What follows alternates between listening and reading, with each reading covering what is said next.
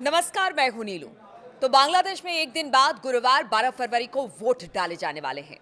अब देखिए, वोट डालने से पहले भी किस तरह से हिंसा की चपेट में बांग्लादेश था, और अब ये बताया जा रहा है कि अगर किसी एक पार्टी को वोट पड़े और वो जीत नहीं पाया किसी कारण से, तो फिर हिंसा बांग्लादेश में देखने को मिलेगी। जी हां, तो कल वोट की तारीख है, चुनाव होने हैं। शेख हसीना की सरकार को गिराए जाने के बाद देश में ये पहले राष्ट्रीय चुनाव है। बांग्लादेश नेशनलिस्ट पार्टी यानी बीएनपी और जमात इस्लामी के गठबंधनों के बीच मुख्य मुकाबला बताया जा रहा है। दोनों ने 12 फरवरी को होने वाले मतदान में खुद को जीत का दावेदार बताया, और ये चुनाव ऐसे समय में हो रहा है जब शेख हसीना के बाद देश में विभाजन और हिंसा भारी तादाद में बढ़ी है। देश की सबसे बड़ी पार्टी को मोहम्मद यूनुस के नेतृत्व वाली अंतरिम सरकार ने चुनाव से बाहर कर दिया है। आवामी लीग की गैर मौजूदगी के चलते बांग्लादेश में पाकिस्तान की समर्थक माने जाने वाली जमात इस्लामी पर भी सभी की नजरें हैं। बांग्लादेश के फिल्म स्टार और कला जगत की हस्तियां जमात के आने की आहट को लेकर आशंका जाहिर कर रहे हैं। अब वोटिंग शुरू होने में 24 घंटे से भी कम का समय बचा है। ऐसे में जमात इस्लामी समर्थकों द्वारा चुनावी गड़बड़ियों को लेकर शक जताया जाने लगा है। बांग्लादेश में कई लोगों को डर है कि चुनाव जीतने के लिए जमात इस्लामी किसी भी हद तक जा सकता है।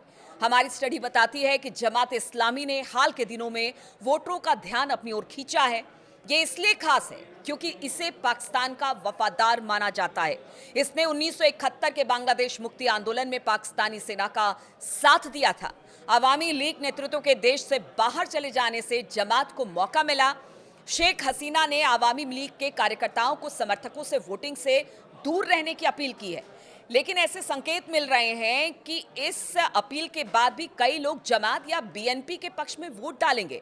हालांकि ऐसा ज्यादातर हिंसा से बचने के लिए किया जा रहा है, यानी लोग डरे हुए हैं बांग्लादेश के कि अगर नहीं जीत कर आते तो फिर क्या होगा बांग्लादेश का। शेख हसीना की सरकार जाने के बाद जमात ने संगठन को तेजी से खड़ा किया। मोहम्मद यूनुस के नेतृत्व वाली अंतरिम सरकार के शासन में जमात ने अपने समर्थकों को पुलिस फोर्स, ब्यूरोक्रेसी, सेना में धकेलकर स्थिति मजबूत की है। इसने यूनुस के शासन में कट्टर इस्लामिक समर्थकों को अहम पदों पर बिठा दिया। इनमें गृह सचिव नसीमुल गनी तो चरमपंथी संगठन हिजबुत तहरीर के पूर्व प्रमुख रहे हैं। वहीं मुख्य चुनाव आयुक्त एएमएम नसरुद्दीन और anti corruption commissioner Mohammad Abdul Momen कट्टर इस्लामिक विचार से जुड़े हुए हैं। चुनाव जीतने के लिए जमात इस्लामी क्या करने वाली है, इसे लेकर भी आशंकाएं अब तेज हो गई है। पिछले कुछ समय से पार्टी ने ढाका और दूसरी जगहों पर लाखों वोटर्स के नेशनल आइडेंटिटी कार्ड की एक बड़ी संख्या इकट्ठा की। पार्टी ने जनता को अपनी तरफ खींचने के लिए लुभावने वादों की लंबी लिस्ट तैयार की। इसने कह दिया कि पार्टी सत्ता में आई तो सरकारी दफ्तरों और कोर्ट में सभी काम बिना रिश्वत के होंगे। देखिए, लालच देने की भी कोशिश हो रही है। जमात के छात्र संगठन छात्र शिविर ने कहा कि अगर जमात के अलावा कोई दूसरी पार्टी जीतती है तो फिर हिंसा हो सकती है। चुनाव से पहले लगातार हो रही हिंसक घटनाओं को देखते हुए इस आशंका से इनकार नहीं किया जा सकता है। राजनीतिक विश्लेषकों का मानना है कि जमात और बीएनपी में से किसी को भी हार का एहसास होने तक भी हिंसा का स्तर बढ़ सकता है। चुनाव में अराजक तत्वों के हथियारों का इस्तेमाल करने को लेकर भी आशंका जताई जा रही है। आप देखिए, जो बांग्लादेश के लोग हैं उनका मानना है कि ये चुनाव होंगे तो भी दिक्कत है, चुनाव नहीं हो रहे थे तो भी दिक्कत है।